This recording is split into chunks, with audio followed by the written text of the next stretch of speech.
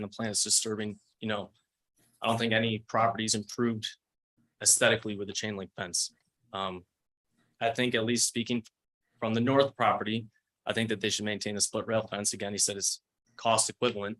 But as a property owner to the north, I would prefer a split rail fence along that northeastern border there. Sir, if I could just real quick, I just have a question Yeah. for you. Yeah, So absolutely. we're talking about, just to make sure we're all on the same page. Yep. It's split rail from here to here. Your property sits here, correct? Correct. And so we're split rail to here, Yep. then so you know that the fence changes on this very back part, right? We're on the same page? Yes. Okay, all right. Just want to make sure. Yeah, that's still running parallel to Okay, to my property.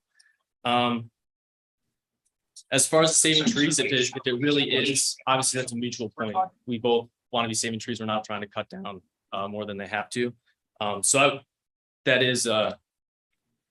would be willing to sit down and see how that would actually affect split rail versus chain link. If that's actually going to affect trees and shrubbery and coverage like that, I'm absolutely open, and I would like to see. Because that's, you know, if chain link really does save that much, we are open to. Well, I have to say, Sam, that a chain link fence is much more secure to keep people on that side of the property when it delineates your property line. I'm frankly shocked that you would rather have a split rail fence there. Yeah, I mean, And it'll be black. It'll be in the woods for the most part there. Frankly, you won't even see it. but we do. I mean, we go back there, it's our property. So we will be seeing it. Well, I have to I'm- respectfully disagree. I have to say that I think that a chain link fence is much more secure than a split rail fence. I'm not just agreeing that. I'm saying I would rather prefer a split rail fence. Okay. You're saying aesthetically is what you're saying as well. Yes, yes. And then, as well as the 40 trees that you guys have set aside to place at your will, I think that should remain in the amendment. I don't necessarily think that they need to use all 40 trees, but I think that needs to be held as an option for the town board to maintain. That's all I have. Thank you. Okay. So, just, what was your last name again? Sorry. Reedy. Reedy, Mr. Reedy. Yeah. A couple of things. I apologize for not getting the information to you before. We are investing into a program that would allow us to target geographically before we have any public hearings or anything like that. So the information flow should be getting better as we move forward. So apologies about that. So really the only issue that you're having is that the chain link fence is aesthetically less pleasing than a rail fence, not a rail fence, but a split rail fence, right? Yes. And if it is true that a split rail fence will result in taking down more trees, do you have a preference there? I would be open to, I would like to see how that happens, how that's possible, because I'm absolutely open if it is truly going to be saving a lot of trees and brush and vegetation. I'm absolutely open to changing my mind. If I understand correctly from the architects, that is the case, that you're able with the split rail fence to be able to move things. Is that true, or? Yes, on the south property. Mhm. The north, there's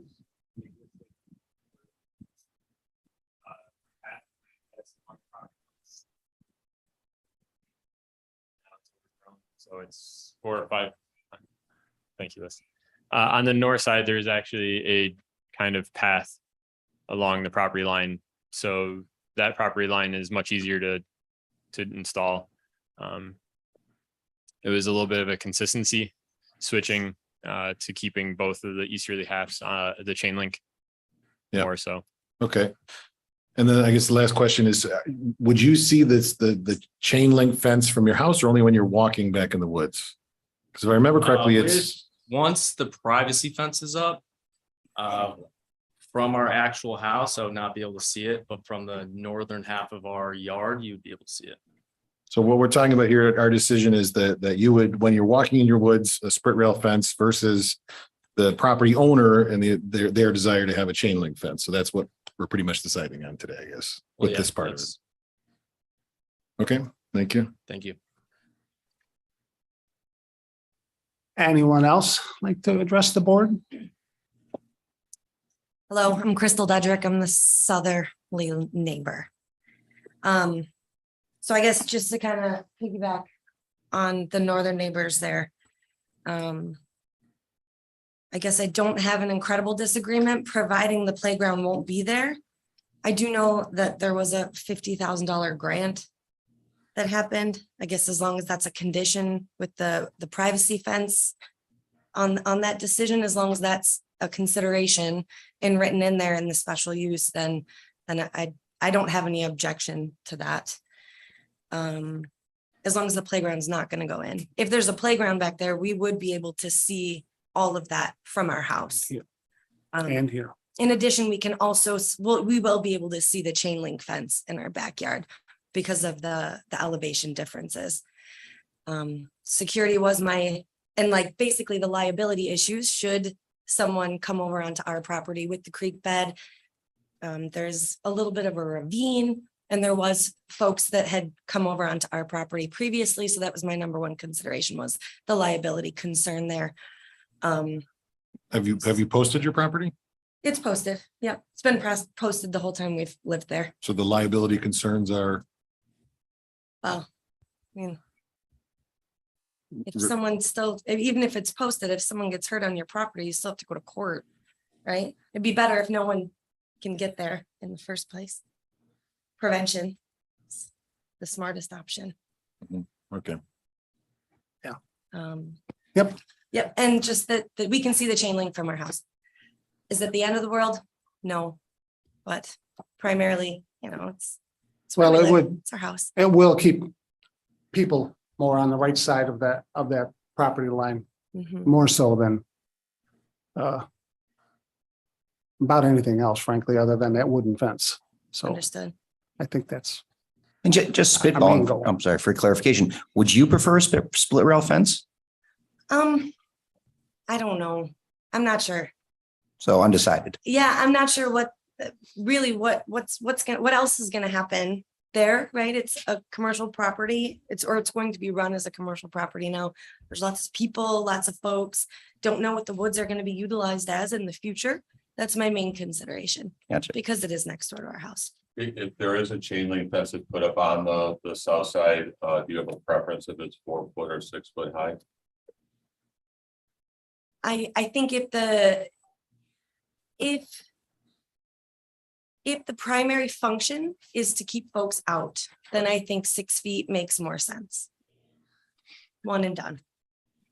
realizing that people can walk around the end of the fence. Well, people can walk around even the board fence. right? Exactly, So exactly. Yes, I You're will exactly right. also say to that end, I did request that the entire property get fenced in when there was going to be a playground. Right? Yeah. Or just for safety's sake. Yes. Whatever. yes. Anyways, that's it. Thank you. Okay, thank you. Comments from the board? I think the question is 4 foot versus 6 foot, right? What are we really gaining with the 6 foot fence compared to a 4? Or how difficult is that? I mean, I guess what I'd like to do is compare the benefits of a 6 foot fence versus the cost for the property owners. I don't know if anybody has an idea about that. And aesthetically, I'm sorry to throw that in too. 6 foot fences is sort of industrials. 4 foot fence is neighborly. Visually speaking. Go on, Chuck. I'm sorry. No, that's okay. Yeah. I mean, I think we have to kind of go along with what the architect had suggested, is probably a third more. And I think that's probably a fair number. Yeah. Yeah. Me personally, I don't see the value in having a 6 foot fence as opposed to a 4 foot fence. I certainly see, because in speaking to Tim Shevlin out there, is that he can drive the posts in for a chain link fence as opposed to drilling holes for a split rail fence. A split rail fence will impact some of the trees on the south line. I'm talking. Yeah. So, I mean, I don't know if we would be able to give Mr. Reedy an opportunity to meet with the Rock and see where the fence is gonna go, how it's gonna work. That was one of the concerns. we've been he up had. there. And one of Mr. Reedy I'm talking about with the people from Rock is what I suggested. But also, I didn't have a chance to ask him a question, obviously, if a 6 foot or 4 foot fence had any you know, obviously a 6 foot might be a little less aesthetically pleasing than a 4. But I didn't ask him that question. And I believe, Jim, I believe Mr. Reedy would prefer the split rail, which will be 3'6". No, I understand that, but well, I guess what I'm saying is the Okay. board is inclined to vote for a chain link fence. Then, I mean, me personally, if it had to be a chain link fence, I'd probably prefer a 4 versus a 6. But I said I didn't ask him that question, so I don't know what he would prefer as a neighbor. I'm a 3-mile away neighbor. That's it. But yeah, I think he also expressed a desire to kind of see, you know, what the necessity was and all that. Okay, So that would be my concern too. You know, this is, appreciate what they're doing, what they're trying to do. But, you know, the neighbors are kind of hearing this for the first time as well, without, you know, letter notice. So that's my concern. okay.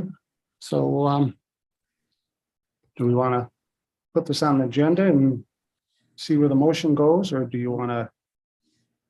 I think that's fair. I think we're at the point where the Rock has been extremely accommodating. I think they've met a lot of your concerns. I suspect, it sounds like from the presentation you give, and I really think we should put it on the agenda and put it out to motion And perhaps we should see if any representatives of the Rock would like to address the board. Yeah, and one question, I'm almost inclined to say that we have a minimum 4-foot fence. I don't see the benefit of a 4 versus a 6, other than increasing costs. And it is pretty prison-esque, right? So I don't know if the Rock has a view on that. You're 4. Would you like to come up and speak to us, either of you, or no?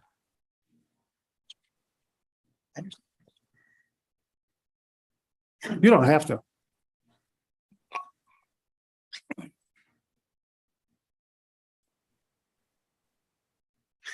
Name and address, please. Yeah, Mike. my name is Michael Sawicki. I'm a board member of the Rock. You know, we don't. Of course, a 6-foot fence is going to be more expensive than a 4-foot fence. We don't have putting that aside, we don't have a strong preference between a 4-foot and a 6-foot. Personally, I think a 4-foot looks better. A 6-foot looks like you're fencing off a junkyard or something. And so but I realize that this is a sensitive issue for some people. So 4-foot, 6-foot, a little more money. And of course, we're a not-for-profit, so that's less money to go towards our mission, but you know, it wouldn't put us out of business either. So I think our preference is a 4-foot is all I would say about it. Okay. Thank you, Mike. Any other questions? I'd be happy to ask. Yeah, I do have a question. Is there any reason you know that why this wasn't considered a year ago? That it was considered just, it seems kind of recently. No, and I think the whole question came up when the people who know what they're doing got on site and started looking where they would have to run these fences and things like that, and said to us, you know, would be a lot better and a lot more inexpensive to do it the way we're now suggesting. You know, And you're going And to save and- trees as well. And I think, Jim, I think some of the big change came when you decided that there was not going to be a playground up there. yeah, And we went from a 6-foot high board fence all the way back to the east line Yeah. to, we don't need a 6-foot high board fence. I think that was, and then we said, okay, if we're going to put a chain link on the south side. Yeah. Let's put it on the north side. make it more consistent, right? Yeah. I think that's kind of how it evolved, Jim. And keep in mind that, you know, particularly on the southern boundary, that's brush and trees. It'd be hard to put a playground back there, number one. Number two, we are not a daycare center. It isn't like we have kids there 8 hours a day. That doesn't happen. These kids go to their own public schools and things like that. And if you have kids outside, it'll be during the summer. And you know, so most of the year, particularly around Western New York, it's, you don't want to spend too much time outside, you know, in a weather like this. So the playground was sort of I'm not sure that that got more attention than I thought it should, is what I would say. Well, I know it was mentioned. it was, Yeah. it was, and we'll put in this, in the motion that it'll be the stipulation that there is no playground in there, and that way we're covered. Okay. Any other? I have a question for you, and I might have asked this already, and I apologize if I'm repeating myself. That 4-foot chain link fence on the north side, is that a break even financially between that and split rail, assuming it comes in from the property line and follows that path? I don't know the answer. The contractor said yes. And you haven't purchased the materials yet or anything? Or does that matter? Do those just go right back if you have? I don't know. So what I'm thinking, if the neighbor to the north would prefer split rail over chain link, and there's no additional cost to the rock, what's the drawback? Except for the fact it won't match the fencing on the south side. If it doesn't, if we don't have to cut down any trees Yeah, cut down trees. That's the other thing. Yep. and, you know, brush hog a 10-foot wide path to get equipment in there. If we don't have to do that, there is no drawback.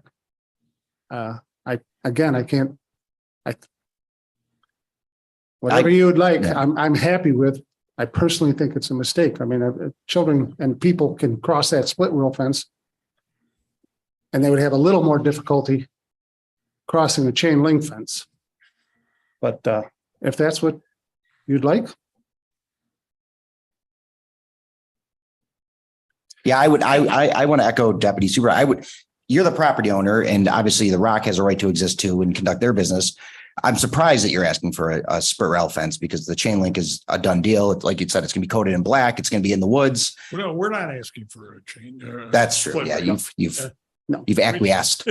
well, We're just asking that we don't have to run a privacy fence. Yeah. Oh, yeah. And that's off the table. So we're there. We're just seeing if we can tweak it just a little bit to accommodate without you incurring additional expense, without delaying the project, with allowing you to continue your mission. Right. If it's just a matter of a small change right at the last minute and without slowing things down. I mean, I see some texting going on back there. Perhaps we'll have our answer soon. Yeah. So why don't we put it on the agenda and maybe we'll have an answer by the time we get sounds to like it. a good plan. All right. Thank you. Yeah, just take a think about, before the meeting, the split rail versus the chain link and what that would mean for your property. And then the Rock as well, to think of what you're. Please come to the mic if we're going to address the board. Thank you. Yeah, as far as a 3.5 split rail versus a 4-foot chain link, if they're gonna cross, they're gonna cross. It's not, the property's posted. She's had problems with it already. With her property posted. If they're gonna come over, they're gonna come over. I'd rather have it look nice than look less nice for the same result. Okay. And then the Rock, considering if it is a $0 change, then let's just confirm that before we vote on it tonight. Thank you all.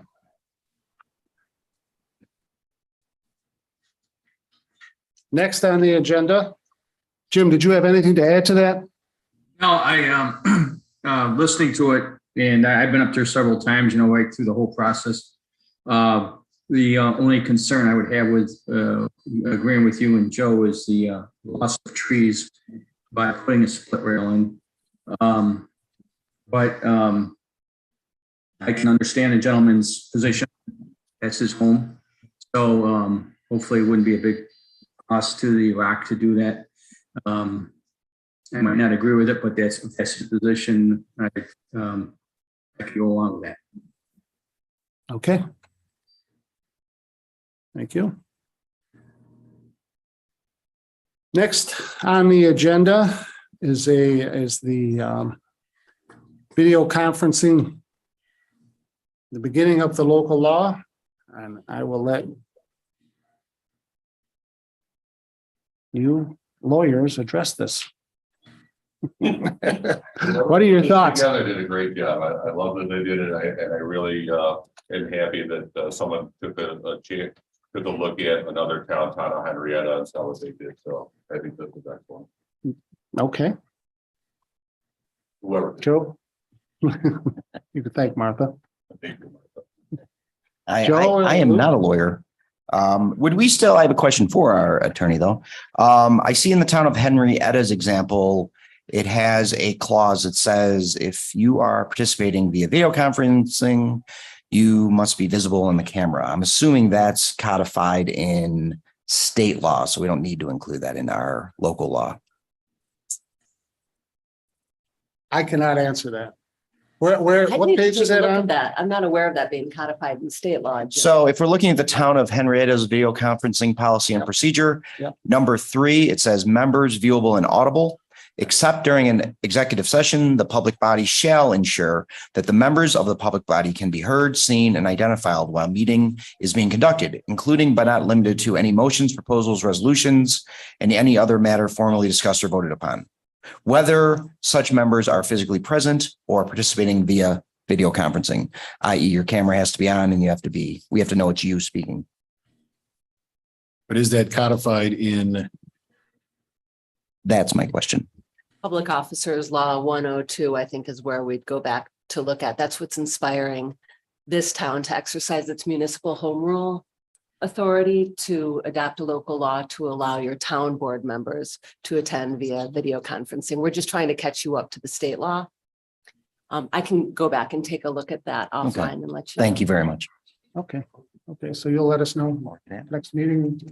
Yeah. Great, thank you, Bridget. I think, I think I've got it here.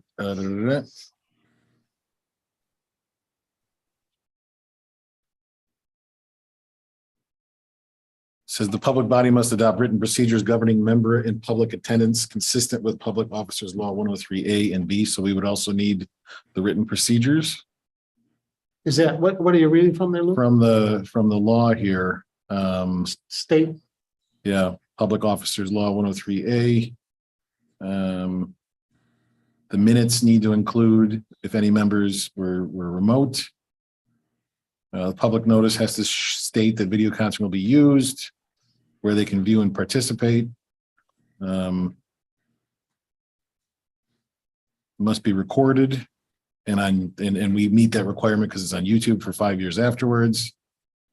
And we have to provide the opportunity for members to view the meeting. I don't see anything on that, so we'll have to take a look. I don't see that requirement within the law that you have to be visible, but let's take a look. My first glance of it doesn't seem to show that. okay. Jim, do you, oh, I'm sorry, go ahead, Bridget. Okay, just if we wanted, we could add it. Even if it's not in the state law, it's something we could add as a town board. We thought that was beneficial, which maybe it is. We could just add that. It depends on who's dialing in. Supervisor Bach, do you have anything to add to that? Well, I was just gonna wonder if that was something that Henrietta put into their local law. But it sounds like to me like it's a good thing to have. It's nice that the public be able to see who is voting, who is on online, and make sure that it's the proper people and that we're crossing all our T's and all our I's. So I kind of agree with it. Okay, So we do want to pass it and just add that clause in there. We don't even have a policy set up yet or anything. You need a policy too. Wouldn't it be smarter to have everything all at one time? yeah, let's let Bridget I do thought this was going to be for discussion only tonight, and then we would put all our ducks in order. Is that correct? For discussion only, Chuck. See, Yes, it was, yes. yeah. I'm sorry, Jim, I'm having a tough time understanding you. I'm sorry. So I thought this was a good way to get this started and discuss it. But if we need to develop a policy and also, change the local law, then I don't think we should rush into it. So there's no rush to do it, but let's just do it and do it correctly. That's all I was suggesting. I agree. I say, let's let Bridget revise this. And we'll bring it up again. Next meeting. Do you want me to take a shot at the policies and procedures for video conferencing as well? That'd be swell. Yes. I think as a general guide, I didn't have any issue with Henrietta's, just as a guidance. Yeah. Henrietta seemed fine, so just. Great. We should have a policy also. Okay. And next on the agenda is the Climate Smart Community Resolution. I know we have a few things to discuss on that, and what does everyone think about the draft? Well, the draft as it was in our packet, Yes. Yes. I was fine with the draft as it appeared in our packet. Yeah, if you're asking me, I'm fine with the language, including the language that was crossed out. But I think our overriding principle here is that it's the most important part is after the now therefore. This is an important step for the community to take this pledge, not just because it opens us up to funding opportunities, but also because it's important for the town to take global warming and environmental issues seriously. So I have no problem with changing the parts above because it really is not important. What's important is to pass the now therefore. But I don't have any personal amendments to the whereas clauses. Well, I would like to suggest a couple of minor changes, at least in my mind, are minor. Under the second whereas, where it says the effects of climate change will endanger, I would like to suggest changing that to the effects of climate change is occurring and may endanger infrastructure, economy, and so on, rather than will, because we've heard a lot of hard date predictions in the past. And when we say that it will, do we know that it will? So I would suggest that. That's number one. And then in the last whereas, where it says, we believe that even if emissions were dramatically reduced today, communities would still be required to adapt to effects of climate change. And I would suggest changing that to communities would still need to adapt to the effects, because when we say they're required to adapt to a change, by who are they required to? I agree with the concept. I truly do. I just don't agree with some of the verbiage in this document is all. Well, for my part, I would say that I don't, if your language had been in the original document, it wouldn't have bothered me, because I think it still acknowledges climate change and that making changes is important, whether your motivation is otherwise. We're still moving in the right direction. So I personally do not have a problem with that, if that makes you feel more comfortable with the document. And I really don't think my motivation Oh, I didn't mean is it that way. Yeah, otherwise. yeah. But I do think that, to me, it's not cast in stone Yeah. what will happen. We don't know what will happen. That's right. If you're talking, Jason, none of those items matter to him. We could change those items as long as we did the last part of that resolution. The top part of that resolution, we could put in whatever we want. Talking to Jason. Yeah. Yes. That's correct. The state guidance regarding what, to get the points for this does specifically state that it is hereby resolved and below cannot be changed, but anything above it can be changed. I don't agree with the changes, but I don't really think we should talk about it really to, ad nauseum here. Let's just get her done with your changes and call it a day. Okay. Yeah, I agree with what Lucas said too. So I'd like to go forward with it. Okay. Can I just? So we'll add this to the agenda. Yeah, I'd like that. And the next step that we're working on is the climate smart Community Task Force, which is the second follow-up to this. We do have enough volunteers to make a climate smart community task force, and we can talk about that. But I would like, just have, as we've done before, is it possible to put an advertisement in the advertiser asking if anyone wants to be a committee member, and let's all, Facebook or whatever, and try to get any interested parties. Because in 2 weeks, I'd like to get that committee or the task force up and running. So if we're okay with that. I have no problem with that, Luke. I think it's a great idea. I'd like to do that. Sounds good. Supervisor Bach? Yep, Luke, you want to chair that, right? Correct. Share you mean draft the text for the advertiser? No, the actual, Chair. Oh, chair, yeah. yeah. Okay, I didn't know if we had to, when we set it up. Yeah, I've been working with Matt from UB. It actually is a pretty complicated procedure, so it's going to take some meetings here over the next couple of weeks to get that shored up. So we're doing everything we need to, but we'll get there. So it's more difficult than it looks. Yeah, I know. I'm talking to him, but thank you for taking that ball and running with it. Yeah, and I think the community's been very responsive.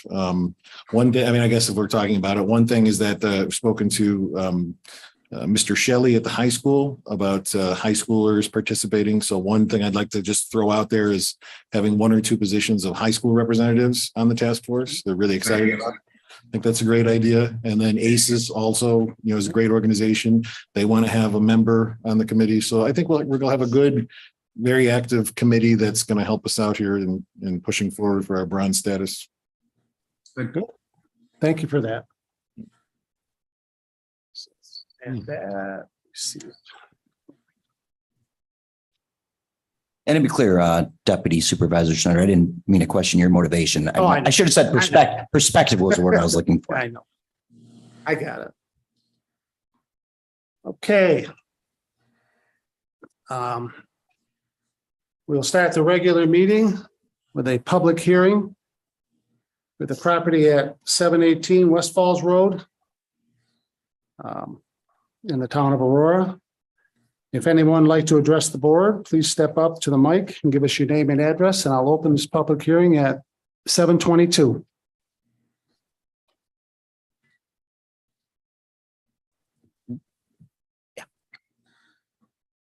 Anyone?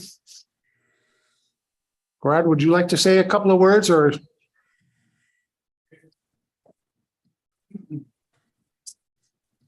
My name's Gerard Green. I own the property at 72 Hamburg Street and 718 West Falls Road. And my intention is to build a single family home on this property along with the 4 rental units that are there. And been going through this process, obviously. And so just waiting for the final approval. Hope you guys will come through. Any questions? Yeah, I have a question for you. One of these dwelling groups is registered or listed as a Airbnb. It is, but it's going to be taken down. Okay. The list of the house or the No, it won't be an Airbnb anymore. I was doing it for a couple months, but I find it to be too. Not only that, is that area zoned for that? Liz?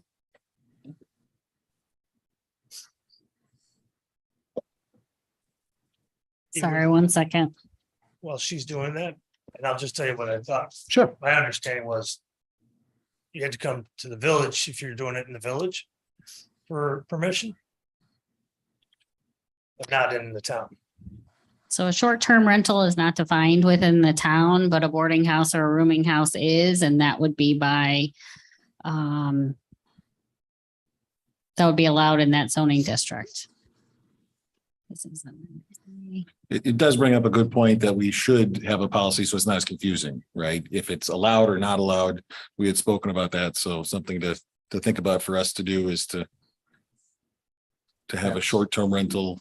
Yep. Wherever it lands, just so the rules are clear. Yeah. We should. So. We should. Okay. Okay. That balloon, thank you for the donations to the Rock. I think that was an interesting thing this year at the. Yeah, we're glad we got to inflate it and give those rides. We did it in about an hour. Yeah. 15 minutes. So Yeah, great. yeah, it was a good deal for everybody. Yeah. Thank you. Okay. All right, and I will close this public hearing at 7:24.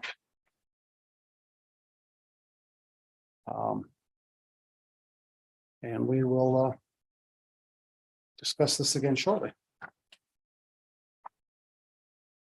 Next on the agenda is the approval of the minutes for the September 12, 2022 work session and meeting. Can I have that motion? So move. Second. Any comments or discussion? All in favor? Aye. Aye. Opposed? Motion approved. Next on the agenda is audience one. It's an opportunity for anyone to come up and address the board for any items that are on this agenda. Anyone would like to address us? Seeing no one, we'll move on. Crystal? That will come up. I didn't hear what she said. When does the playground thing come up? Crystal Dedrick, Yep. again, I just have copies of where the grant and the playground discussion came from. Like there's a copy of where it was published in the newspaper, where the grant, where it was granted for the 4 acres behind the ROC to be used as a playground. If it's of any interest. Well, I mean, I think all I can say, Crystal, is we will be putting in the motion Sure. with the stipulation that that playground won't go in. I don't, any comments on that, Mike or Frank?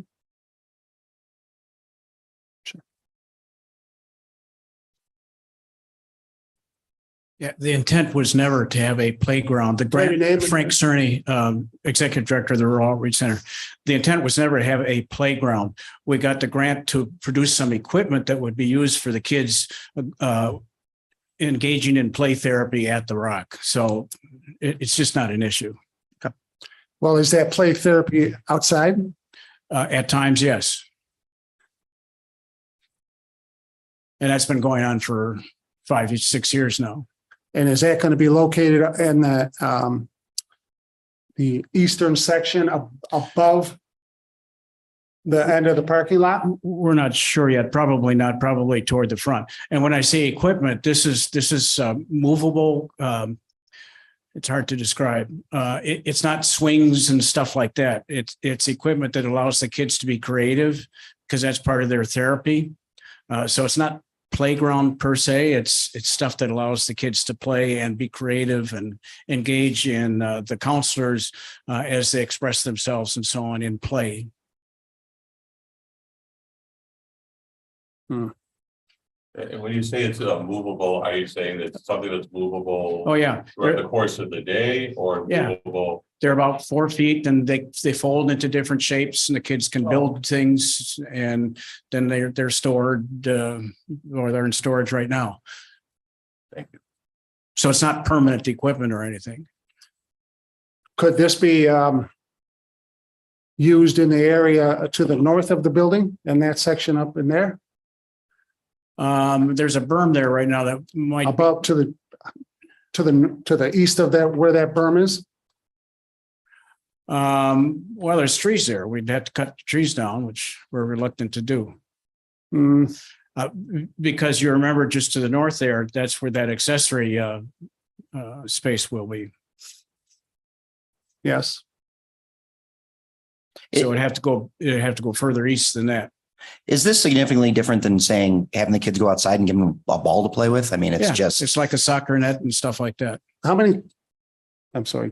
No, go ahead. I was done. How many kids max would be there at one time? Well, during the summer, but not with, so during the summer, we have about 35 kids that engage in, academic programming and all that kind of stuff. Would they be out playing, kicking a ball around once in a while? Of course, because that's part of the whole program. That is exactly what we were referring to as before.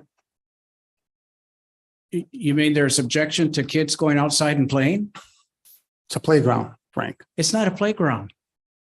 Yeah, there's nothing permanent Yeah. about it. I think a playground needs to be a permanent structure and well, you can't we I can't disagree. prohibit children from playing outside on the land. 35 of them, no, Luke.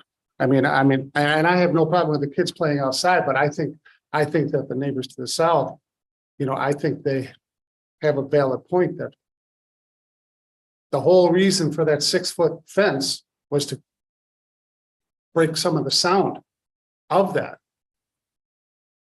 You're talking about the privacy fence? Yes, But that would mean we're putting a 6-foot privacy fence through the woods, yes. even though the woods will be providing sound barrier. So we'd have to cut down Some. trees in Some. order to put up a fence. I'm just telling you the whole reason behind that original 6-foot high board on board fence was because there was a playground there. Now I get the picture that maybe it's not, a jungle gym. But if there's 35 kids up there Well, let's be clear. Let's be clear. doing what kids do, it's going to be just like a playground. Yeah, well, I disagree with that. But the real reason for wanting a privacy fence was to keep people out. That's not true. Well, that's the way it was described. That's not true. I mean, the privacy fence at the edge of the driveway isn't to keep someone out. The that's split been rail our- fence can delineate where that is, or a chain link fence can delineate where that property line is, and that can keep someone out. The privacy fence, the 6-foot high privacy fence, is to block, number one, the site to some degree, but more so the noise. If we look at this here, the 6-foot high wood privacy fence is still there for how many feet? Just to the top of the driveway. I'm gonna, don't quote me on this, but I'm gonna say 230 feet To the top of the parking lot. to the top of And the, that's where the wood starts. and that's where the wood starts. So you would have to take the woods down in order to put up more of a privacy You fence. don't have to take the woods down, but I'm not gonna say that you wouldn't have to cut some trees down. I agree. Are these kids going to be taking this mobile unit into the woods and playing with it? No, the woods are still off limit. They have no reason to play in the woods with any of this apparatus, which is movable. It wouldn't fit. So it's not going the addition of a privacy fence, cutting down trees to add a privacy fence to the woods wouldn't change anything because that's not where the Well, kids are going to be. that's not completely true, Joe, because these are mature trees. I mean, you're gonna go up 5 feet before you hit the first branch. No, what I'm saying is these kids aren't going to be in the woods, Well, they're gonna be right next to the woods, in the parking lot. above the parking lot. Is that the play area? Yes. Well, they're not gonna be playing in the parking lot. Well, yeah, but there's a lot of green space. It's that section above the parking lot. Can we And regulate frankly, kids when we playing go back to where we randomly? were a year and a half ago with this, or 2 years ago, whatever that was. I have a picture where that was mowed at that time, and it's a decent So size. some of it will be moved. I mean, the kids be playing in front Yeah, for sure. and you have noise there. I mean, I don't know how much is a fence going to do stopping the noise the issue here? Or is it seeing stuff? Or is it both? And then we're preventing, I mean, it's children. It's not like we have heavy machinery or something back there. It's, These kids will be there what hours Roughly 9 to 3-ish. during the day, Oh, yeah. Monday through Friday? Yeah. Some kids running around the yard, not even 6 hours a day. The whole program isn't running around the yard, right? They got business inside too. Well, again, that's part of the therapy. Yeah. And when you say therapy, Frank, Counseling. counseling, not physical issues, or is it physical issues? When you These say kids have therapy, been what kind of therapy? Yeah, these kids have been play therapy. So just as it with adults that have been dealing with trauma, they need an avenue to express their traumas, to work them out. Kids don't sit and lie on a couch and express their traumas, right? Gotcha. So, but they do that during play. And that's what happens. Burn up some of that energy. Well, that's part of it too, sure. Yeah. I'll tell you where I am as I need to ask my executive director something. Is it true that they're out there under constant supervision Oh, yeah. of the counselors? Yeah. So these kids aren't let loose to play. They're out there with counselors, certainly, staff. certainly. But you have to admit, kids playing, even in the middle of summer, when you have your windows open, And, 35 kids, it's gonna make noise. It's gonna make considerable noise. It's almost like too much of a good thing if that's a possible scenario to, and that, and it's from 9 to 3, you said? Yeah. 9 to 3. 5 days a week. That's a lot During the summer. during the summer. And if this was a private dwelling and they're having a birthday party, we'd have no avenue by which to regulate it. We have no noise ordinance as So our, that's one day for probably not 9 to 3. Liz, would you like to say something? So just, my recollection is that when we went through this whole thing, before, you stipulated what we could and couldn't do. And part of what you stipulated we could do was have kids playing on the property. Now And you're that- telling us we can't do And that? that is exactly why we put up that 6-foot wood fence, Frank. You know that. Can I tell you something? I live on property that borders on the 400, Borders on what, Mike? the Aurora 400. Right, if you go to the back line of my property and go down about 50 feet, the 400's down there. That 50-foot berm does nothing to stop the sound. I put up ground willows all back there. They've grown now to about 12 feet. Doesn't make a difference. I gotta tell you something. I don't think a 6-foot privacy fence is gonna do anything about kids' voices carrying. I just don't.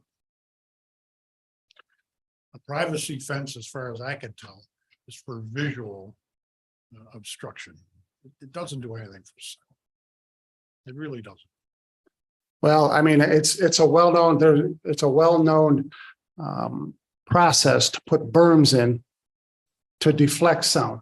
I mean, if you go over to, don't roll your eyes, Mike, don't roll your eyes. Well, if you go over to the old Motorola plant, I don't even know who owns it now, but on the corner of Bowen and Jameson, that's the whole purpose of that big hill in the front, is to deflect sound. That may have been the purpose. I don't think it works. Well, So Anyway, I'll leave you with that. I am not Okay. an acoustic engineer. and check. with all your talents, Mike, That's the one I missed. I cut that day. is there anything you would like to add to that, William? Or Paul? did we get an answer on the split rail fencing?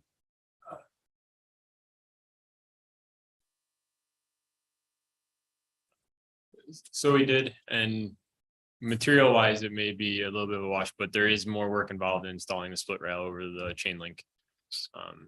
So to install the split rail on the north would be a bit more of a task. And there is apparently some trees along those lines. It's not all kind of clear. So it would be more involved. So you would lose trees in order to put in a split rail fence. Yes, that's Mature trees? Presumably, you don't know, but presumably. Yeah. It's what I'm being told. Thank you. Yeah, just so Chuck, do you have a proposal? Would you want to put the privacy fence all the way to the back again? And destroy all those trees in the process, or? I would like to get Crystal's input on that. Crystal Dedrick again. I don't think it needs to be a privacy fence, but my consideration was mainly just so that, I mean, these structures are movable. There's pictures here, there's a map in all the woods. It's just so that the proper information is being presented to the board, right? So my intention is only to preserve my home in the greatest capacity in which I'm able, right? The ROC is doing a great thing for our community that can't be refuted. I've supported the ROC in the past. It is just solely me looking out for my own in this endeavor, right? And so this is published, this is here, it's information. That was my only intention. I'm not trying to spend money if it's not needed, if it's not necessary. I just don't want children to fall into the ravine on my property. so. That's really. And a chain link fence would accomplish your goal. Yeah, I mean, would a privacy fence be more pleasing to the eye? Yes, of course. but I'm also not trying to Yeah. destruct all of the woods. I Thank think you. there's a benefit there, right? Okay, And that's ultimately You're what I okay was with it? trying to preserve in the whole conversation. okay. So, Thank you You're very good much with for it? adding that. I'm fine with it. okay. Okay. Jim, do you have anything to add to that? And we lost them. He's gone. Oh, And Mr. Reedy, was it? I'm sorry. Yes. And I have to ask you under the mic in case you have answers. So now knowing that we'll have to take down trees to go from chain link to split rail. I would be very interested to see what trees those are. There's already 8 to 10 foot path that's been plowed. I assume where the fence is gonna go with one immature tree in that path. So I don't believe that there's gonna be trees that are. So your druthers would be a split rail fence. Yes. And then I would like to also emphasize like, as you were saying, having the trees in the fence for the sound barrier, I think that we should emphasize keeping the 40 trees at the town's disposal to plant after the project's done for that exact purpose. yep. Okay. Next is unfinished business. Yes. Oh, I will, William? Before we close the audience one, if I may, William Height, 10 Ellis Drive, not FFAE. I would just like to express my kind of thoughts as an ODA owner. The board has gone through a lot of work over the past decade or so in working the ODA code and refining it and restricting it, if I may. There is a lot of restrictions on what an ODA can and cannot do. There's a lot of requirements for what an ODA property has to go through and do to develop it, much more so than any other property that has the magical frontage. And I would just like to point out that there is many proposals that I see come through this town board, a couple included this evening, that don't meet all the requirements of an ODA, don't have to go through as much, aren't as restricted as heavily. And as far as I can see, they really don't offer anything better than ODA properties do. There's limitations on an ODA for the driveway. They're at least twice the size of a standard driveway. A lot of expense incurred because of it. And granted, I understand the intent of ODAs is to limit the fact that we don't want properties in the town of Aurora to be created with these narrow driveways and putting houses behind other houses, because it doesn't really fit the character. But there's a lot of these properties already out there. We've gone through the work to make sure that that won't be the future. And I understand they need to be grandfathered. But that grandfathering doesn't seem to carry very much. I went through an ODA once. I had to go through it again.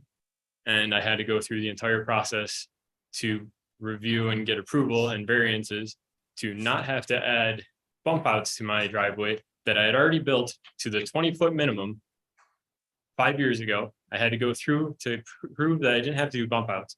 And yet I'm seeing proposals coming forth for ODAs. I don't know what's going to be discussed about it, but I think it's important that it gets heavily reviewed about existing ODAs that aren't ODAs yet, from what I heard, becoming an ODA. But they're going to likely get grandfathered in. I think it's important that town board realizes that there should be consistency amongst the requirements. If some have to go through it and others can get grandfathered, or I believe I could be slightly off on this, but in the R2 zoning that allows multiple dwellings on a lot, I believe it's written that it has to be subdivided or subdividable in the future. And if that's the case, not only have we gone to say that we can't create ODAs, we can't create flag lots requiring ODAs. If you wanted to attempt to do that, it should be required that the ODA would have to be more or less there. So I don't really want to single anyone out, because to me, it's not specifically about the people presenting or what they're asking for now, because I'm not opposed to any of that. I just think the restrictions on ODAs are very significant and heavy compared to what anyone else is allowed to do. Just because my property happened to be 50 feet narrower at the street than what is required, my driveway is twice the width of anyone else that wants to develop. It has nothing to do with the length that I choose or don't choose to do. But if I had a piece of property that had 50 more feet, I wouldn't have to come before you to get approval for the length of my driveway, for the width of my driveway, for whether or not I have turnarounds, I have bump outs, none of this. So if I have to go through that because my frontage is narrow, I think it's important that it be very thoughtfully considered when you're looking at other ODAs, whether or not they're grandfathered or not, that they go through the same kind of tight review. And also for properties that aren't looking for ODAs, but they do have requirements that state that they need to be subdividable in the future, and that needs to be preserved. So thank you. Okay, thank you, Bill.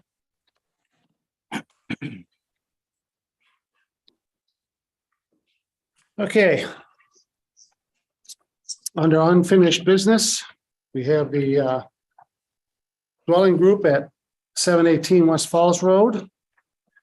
We do have a comment from the planning board, which Lori Katina moved to recommend the town board approve the application for the special use permit for the dwelling group at 718 West Falls Road.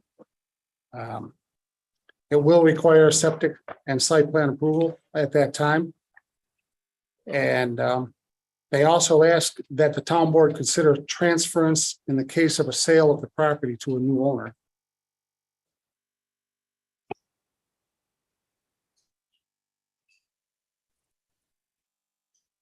I would like to make a motion. I would ask for a motion, I should say, to approve the special use permit at the property at 718 West Falls Road, town of Aurora. I will make that motion in anticipation of further discussion. Can I have a second? I'll second. Comments and discussion? So we had discussed this at the first meeting, and I'll direct this actually to Liz. So he's putting a house behind other houses, but he will still, and sorry for you as he when you're in the room, but will still need to meet the requirements of driveway and access, vehicular access for emergency vehicles and things of that nature. Is that correct? That's correct. And will there be an additional driveway built in its entirety, or will it be piggybacking off the existing driveways? It'll come off the existing driveway and make its way back to the proposed house. And that's permissible in that It is permissible. Okay. Mhm. And if I could just make one clarification, this property is zoned agriculture. The existing 3 buildings that are 4 dwelling units are all in the agriculture district. The 4th house that's proposed, the 4th structure, will also be in the ag district. There is no provision in the town code that states that a dwelling group has, if it's split, that you have to consider creating a new legal building lot. So in the R3 district, that is a code provision, but it is not in the A district. So it can be placed on that property. Okay, thank you. Okay, any other comments or discussion? No, I mean, this is a case, like we said in the beginning, where this fits within the character of that neighborhood. So all good. Okay, in that case, all in favor? Aye. Opposed? Motion carried.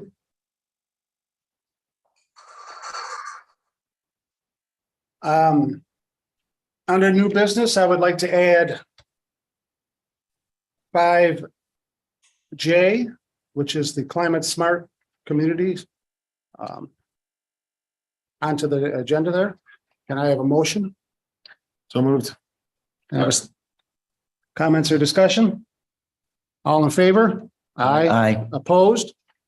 Motion carried.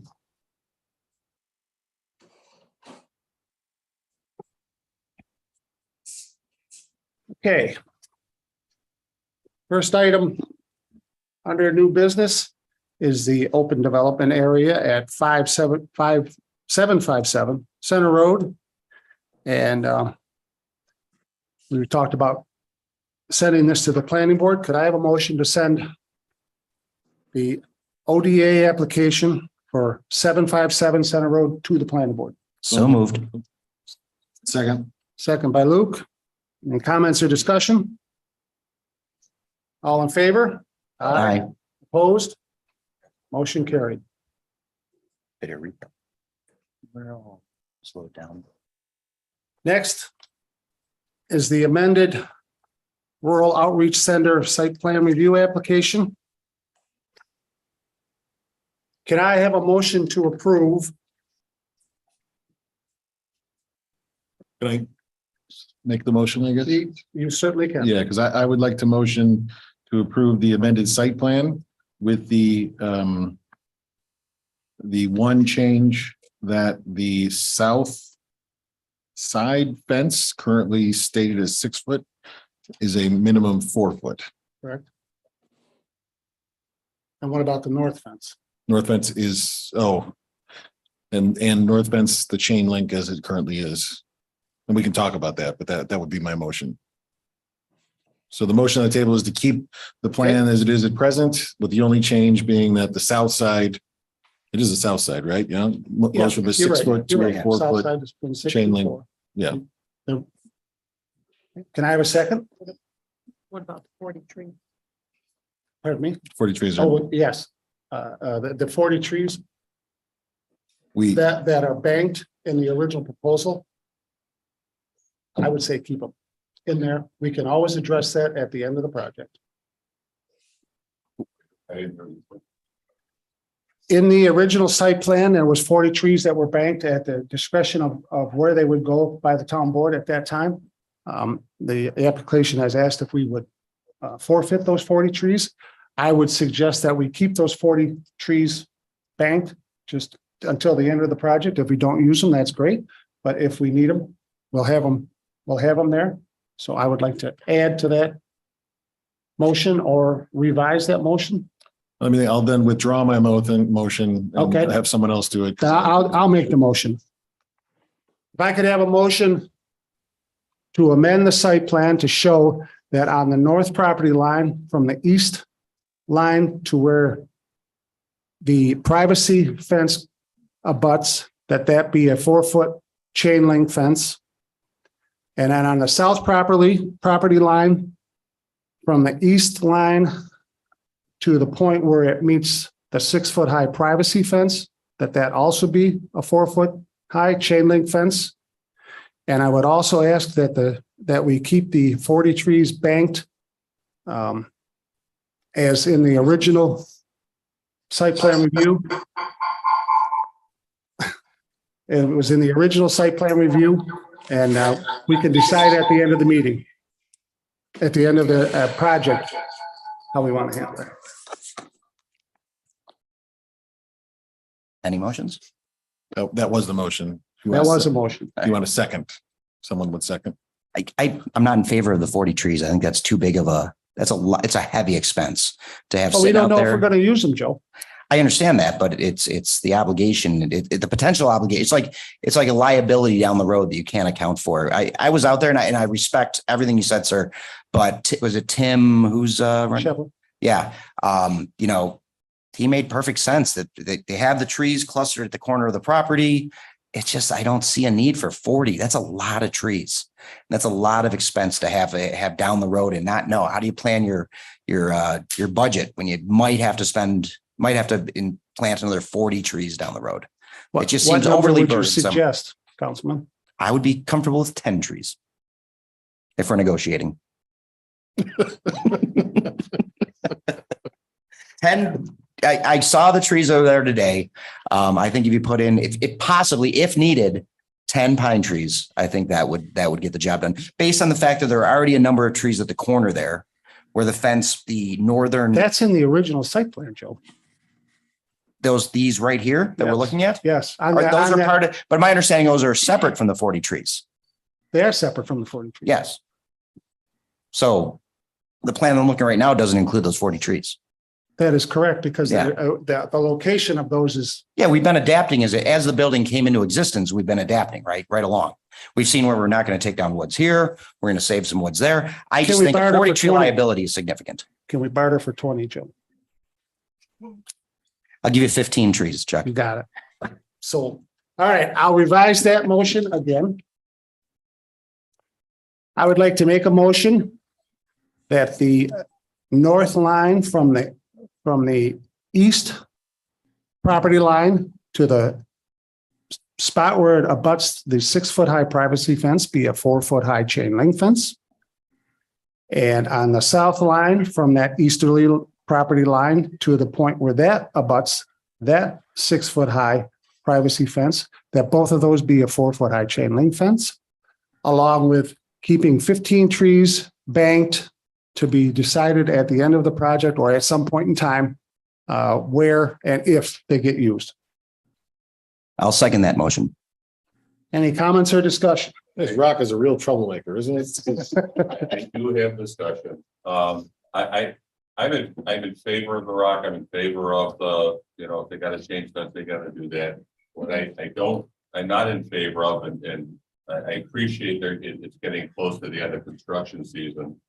But they've had multiple years to consider what type of fence they could put up there, and to say that we didn't know what type of fence we could put up. We told you we were, but we never actually had somebody come on site and actually look at the property and tell us what we could do. And even today, none of us knows how many trees, if any, have to be removed on the north side in order to accommodate another type of fence. So that's my only concern about that. I don't think it's fair to Mr. Reedy, and I don't think it's fair. You can speak for yourself, but I don't think it's fair to you and the board a year ago when there was so much discussion, so much anxiety over it, whether that was correct or not, but so much anxiety, and to not have an adequate plan in place and say, we want this, and this, to raise this, to get it. And now, once they got it, they said, we never actually had him on the property to look at it. So we want something different now. And that's kind of a shot to the neighbors who were, wary of it, and maybe are accepting it now, but wary of it a year ago. That's the only reason I'm going to vote no. Points well taken. I would just say that there's two competing interests here that we're always dealing with in these issues, right? The rights of the landowners versus the property owners, and what the property owners can do and the landowners can do. And not everybody's going to be happy with the solutions that we come up with. And there are going to be times when it's a chain link fence instead of a split rail fence, because it may be something better in the interest of the property owner, when there really is not much of an effect there. I think we're looking here at it's significantly more cost, taking down trees, and so that there's a better aesthetic when walking in the woods in the back. I think the property owners, in my opinion, win out here in this discussion for me. So I will be voting aye on Chuck's motion. And not to beat it too much, but they say we have to take on trees, but they don't know that they got to take on trees. They don't know the age of the trees. They don't know if it's a 1-year-old tree or if it's a 50-year-old tree. Mr. Reedy says there's a 10-foot wide swath of land that's already cleared. I don't know if that's accurate or not. Maybe it is.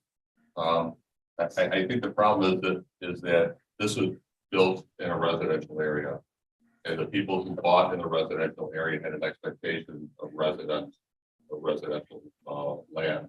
And when the Rock said, hey, we've got this wonderful project and they're doing amazing things for people, I think they had to ask for a variance because it was a residential. And the variance was granted, it was granted with conditions. And the conditions were granted what we thought was with some due diligence on their part, and it wasn't. So that's what's bothered me. Okay, thank you, Jim. We have a motion, we have a second, we've had discussion. All in favor? Aye. Aye. Opposed? Okay. Motion carried. Second meeting, we got another one. Yeah. Okay. Next on the agenda is from Kathleen Moffett. Would like to budget transfer. Can I have a motion to transfer budget line A 1620.414 light, heat, power, and water? Has a balance of $2,233.96, which is not enough to cover the cost through the end of the year. Can we transfer $10,000 from line A 1990, the contingent fund, which has a current balance of $13,072.98, and $15,000 from the general fund balance? So moved. Can I have a second? Second. Comments or discussion? Not much we're gonna do here. All in favor? Aye. Aye. Opposed? Motion carried.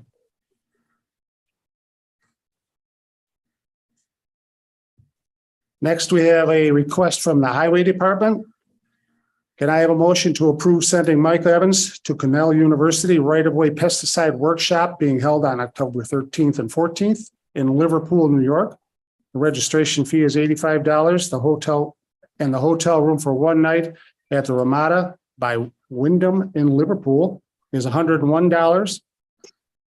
The total for this workshop will be $186 plus meals. Continuing education is needed for Mike to keep his pesticide license, and this will be paid out of line A 7110.444 with a balance of $4,969.14. Second. Comments or discussion? All in favor? Aye. Aye. Opposed? Motion carried.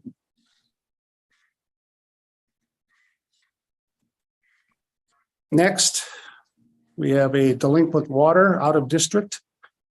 Can I have a motion to add the listed Orchard Park out of district delinquent water bills for the town of Aurora customers to the 2022 Erie County tax rolls in accordance with the tax law, Article 12, Section 198 for non-payment? Can I have a second? Say with the for the 2022 or 2023? 2023, yeah. I think you said 2022, so the, Sorry. Yep. Want me to redo that? I think we're Okay, we're good for 2023. Okay. Can I have a second? second. Any comments or discussion? All in favor? Aye. Opposed? Motion carried. Next, we have the delinquent water accounts for the town of Aurora. Can I have a motion to add the listed Erie County Water Authority delinquent water bills for the town of Aurora customers to the 2023 Erie County tax rolls in accordance with the town law, Article 12, Section 198 for non-payment? So moved. Can I have a second? Second. Comments or discussion? All in favor? Aye. Opposed? Motion carried.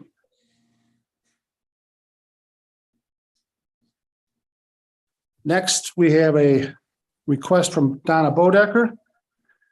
Can I have a motion to purchase 6 core Gator tables for the dining room? Attached is 3 quotes. And the low bid is from Verco with a price of $4,634.70. The funds will be taken from line A6772.401. Can I have that motion? So moved. Second, Second. comments or discussion? There isn't a listing for the fund balance in that line. Do you happen to know it? I'm assuming, did you write this or did this come from? Yeah. Do you know the fund balance in the line that you're requesting the funds come from? Okay.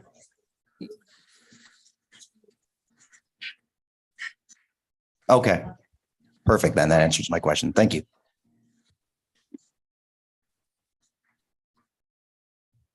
Where were we? Do we have a I think we had the motions, right? Yeah. second? Okay. All in favor? Aye. Opposed? Motion carried. Next, we have a request from Kathleen Moffett to surplus some inventory. Can I have a motion to surplus the listed items which are no longer operate or have been updated or replaced. All items will be recycled during the town's annual recycling event. The hard drives have been removed from the computers and will be stored until they are sent for destruction. Can I have that motion? So moved. Can I have a second? Second. Any comments or discussion? Can I just ask, what is an adding machine? Is that like a calculator? It's like brand new, bro. You know, when you ever go to an accountant, he's like talking to you about how your kids are doing, he's doing this whole time. That's an adding machine. Why are they getting rid of that? We're going to the, what do you call it with the abacus? Yeah, we're There gonna you go. abacus our way through. All in favor? Aye. Opposed? Motion carried.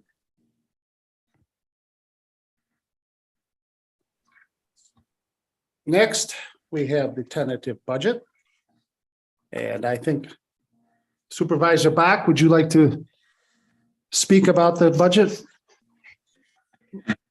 And I'm sorry about the technical difficulties there before. We lost power and it came back. So, I'll just hit some points of our 2023 tentative budget.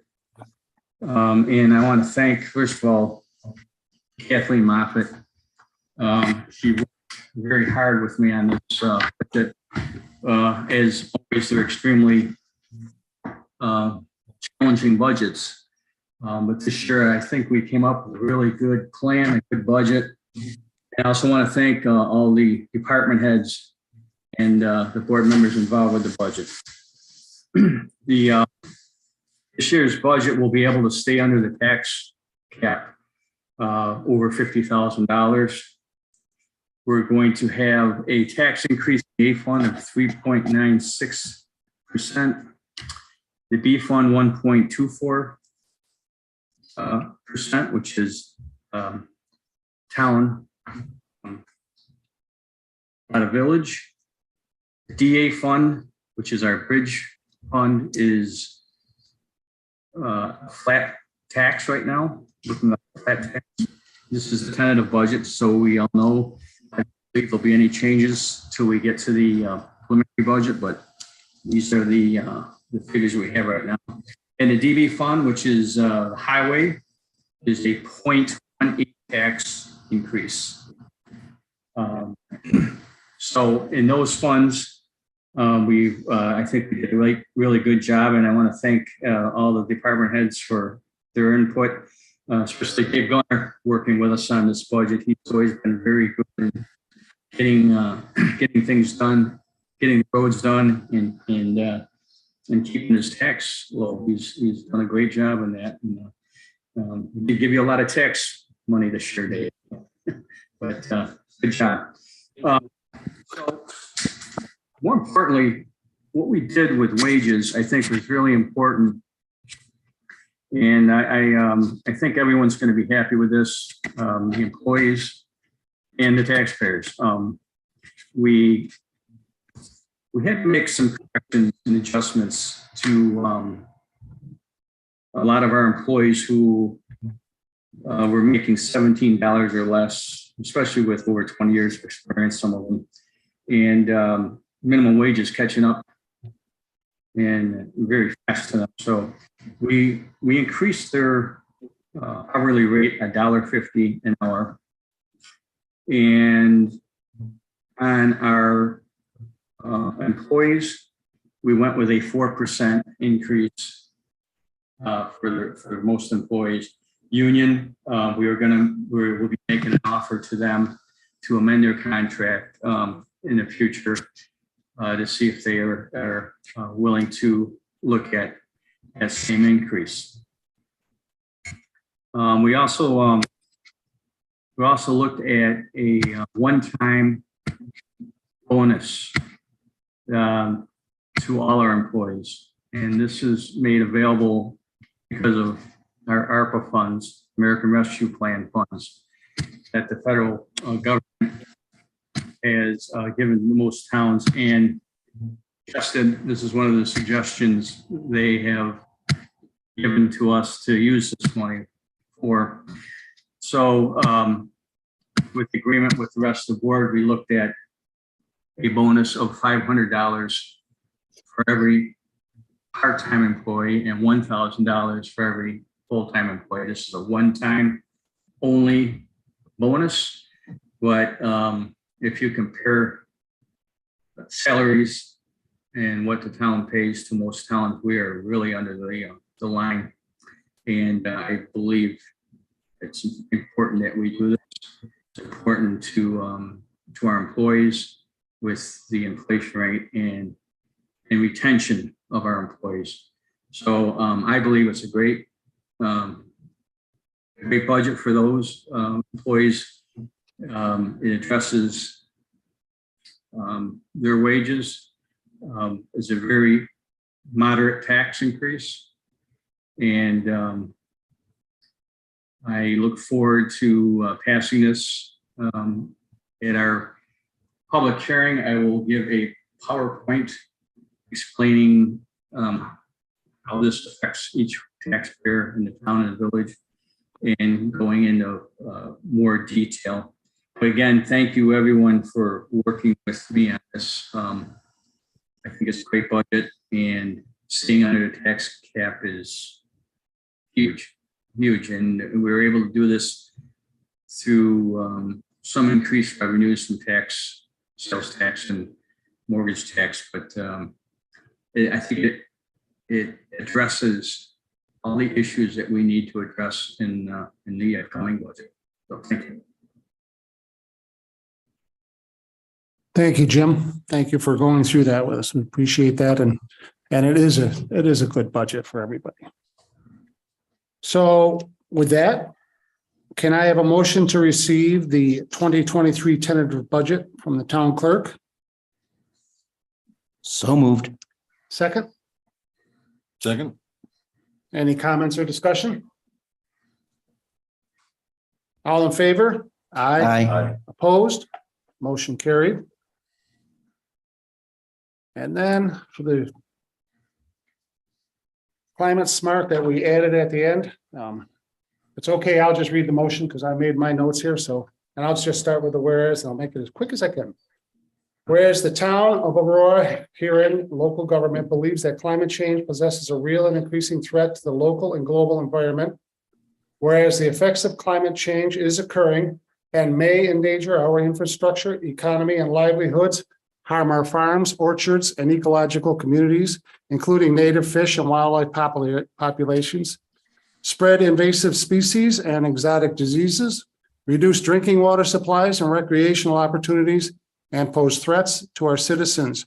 And whereas we believe that our response to climate change provides us with an unprecedented opportunity to save money, to build a livable, energy independent, and secure community, vibrant innovation, economies, healthy and safe schools, and resilient infrastructure.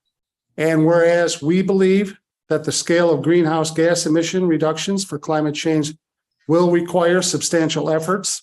And whereas we believe that even if emissions were dramatically reduced today, communities would still need to adapt the effects of climate change for decades to come. It is hereby resolved that the town of Aurora, in order to reduce greenhouse gas emissions and adapt to climate changes in the climate, adopts the New York State Climate Smart Communities Pledge, which comprises the following 10 elements. Number 1, building a climate smart community. Number 2, inventory emissions, set goals and plan for climate action. Number 3, decrease energy use. Number 4, shift to clean, renewable energy. Number 5, use climate smart materials management. Number 6, implement climate smart land use. Number 7, enhance community resilience and to climate change. Number 8, support a green, innovative economy. Number 9, inform and inspire the public. And number 10, engage in an evolving process of climate action. Can I have a motion? I'm sorry, Chuck, I missed that one more time. I will. So moved. Hey, I don't want to hear that. No. Can I have a motion? You know how I feel. So moved. Can I have a second? Second.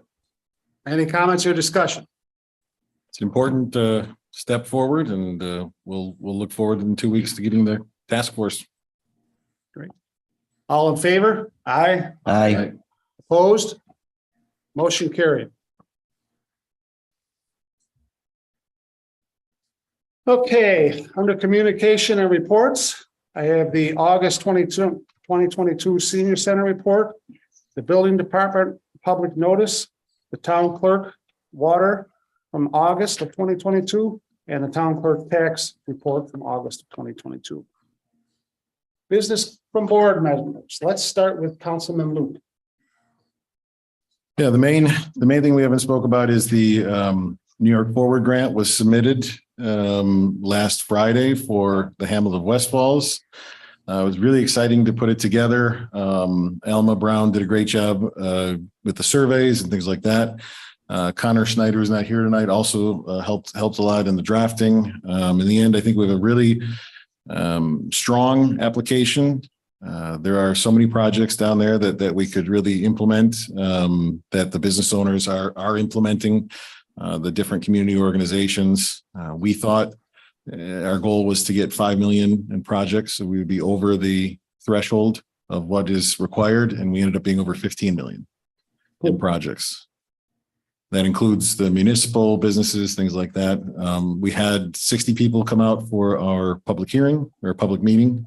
There were 2 actually, so between the both of them, there was over 60 people. We had a lot of input, and there's a lot of energy, and I really hope that we're successful with it. I'd like to thank Congressman Jacobs for providing a letter of support. I'd like to thank Senator Gallivan for providing a letter of support. I'd like to thank Legislator Larigo for providing a letter of support. And those are the only letters of support that we received. So, That's sad. but thanks to them. Thank you to Dave for organizing to get Fontenay's and Fontenay's Albrecht and Ernst. Albrecht and Ernst. Paul, yeah, and William, Paul and William. The map that William did really also put it all together for us.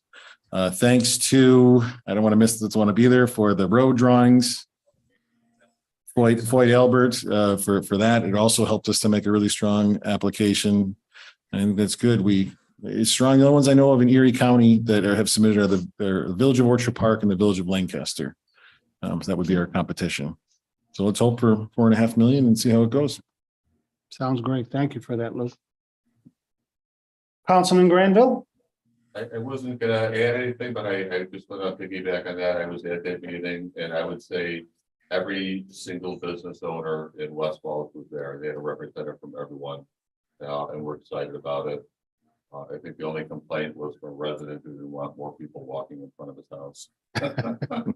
So that's a legitimate complaint, I understand, but I think there was overall, I would say it was enthusiastic, was excited about it, and they have every single business owner, library, the old hotel, everywhere. Conservation Society, all the interesting stuff. Everybody was Fired the hall. Yeah. It was Great. So thank you for putting this together. It was very exciting. Councilman McCann? To piggyback, Luke and I went out to the West Falls Conservation Society. I have to say that went incredibly well. They were hesitant at first and perhaps suspicious of this grant, but by the time we left, they were spitballing ideas left and right and were very enthusiastic. So this is exciting stuff. I also want to thank Nicole McLaughlin. I reached out to her to spearhead the what are we calling it today? Climate task force, which sounds very like she's going to fight somebody, but still, she did a great job rounding up some real heavy hitters, some people who really know what they're doing. So I'm excited about the work to come from that organization. And last but not least, before the meeting tonight, at Deputy Supervisor Snyder's urging, I went out and looked at the rock, those trees that they planted. The rock's gone, but they look incredible. They look great. I looped back around. I took a look at the tennis courts we just paved. I looked at the one completed pickleball court. The fencing looks great. I looked at the soon to be pickleball court. I envisioned that pool being redone with 2 external bathrooms open to the public. That is going to be an absolute gem when we are done. And kudos to you, Deputy Supervisor Snyder, on the work To all of us. the pool area, but it was great. And then I pulled back in to come in here, and there was a vehicle charging at the charging station we just replaced. And there's a rainbow over time. That's it. Everything's happening. It's all coming together at once. So it was great. It's good to see the work we've all been putting in be tangible and coming to fruition after all these meetings, which seem so dreadfully boring. There's actually fun stuff on the other side of it. And that's what I got. Thank you, Councilman. Supervisor Bach? Joey kind of took a lot of words out of my mouth, but I just want to go back to thanking all you guys for what you did in West Falls, and especially thanking all the elected officials that sent the letters in. It's a shame that our local assemblyman couldn't take the effort to do it, but I don't understand that. But thank you to all the to the elected officials supporting this. This is huge for the town of Aurora, West Falls, and it's great for the all the support of the board members. So thank you, guys. Thank you, Jim. And I just wanted to mention that this morning I met with contractors over at the senior center to go through the new doors. That's a CBDG grant. It's a CBDG grant that we have for new doors at the senior center.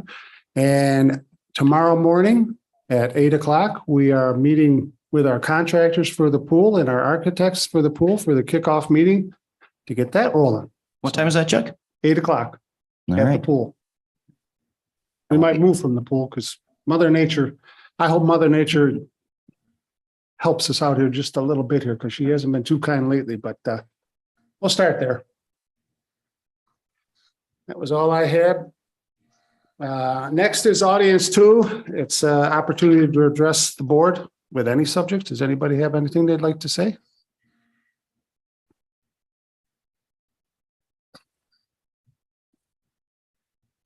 Yeah, hello, Sam Reedy, 692 Lane Road.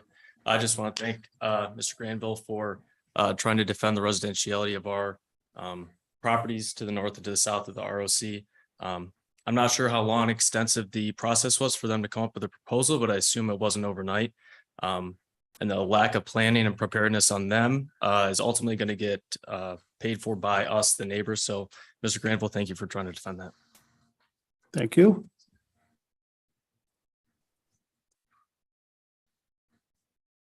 Next, we have staff reports. Donna, what's the good word? You're always happy. I'm always happy, and I'm thrilled with the new doors that hopefully will be in before maybe snow flies.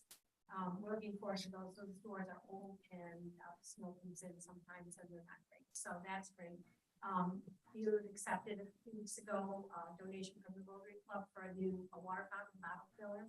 It's in our office, so we're just waiting for Mike and Finger to put it in. Hopefully within the next couple of weeks, he'll put that in the rodeo picture. Wonderful. So that's great. We did also have lighting with those doors. Is that proposal? Did you do anything? That's a good question, Donna. I know we looked at the LED lighting as opposed to what we have now, and I know David's crew spends a lot of time changing out those fluorescent pictures. I don't know where that's at. Yeah. Can I comment? Absolutely. When I talked to Paul Orlando, we talked about the price of things going up and he suggested waiting to see what the doors come in at. Thank you. Thank you both. Paul? The town is alive. We had 9 cases this past month. We did over 2 days. All went well. Looking forward to the next one. Great. Good. Shane? Dave? Yeah, a couple of things. The pickleball court, the last one, I believe we'll have that done and open next week. So just needs a few coats and we'll be done. And then Borderlands went real well. I'm sure you heard we had absolutely no problems. Every year seems to be getting better. The other thing is our preliminary designs are in for both East Fillmore Bridge and the Church Street Bridge. So I'm working now with the village, specifically Grace Figuer.